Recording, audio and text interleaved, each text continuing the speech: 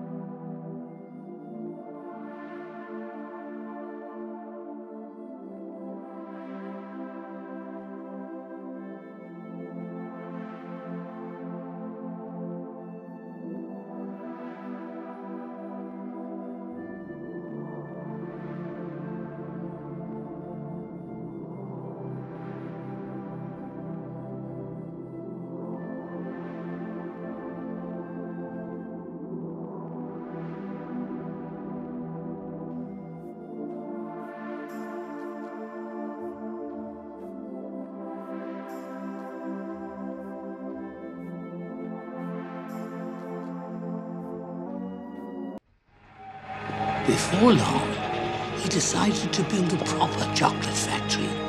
The largest chocolate factory in history, 50 times as big as any other.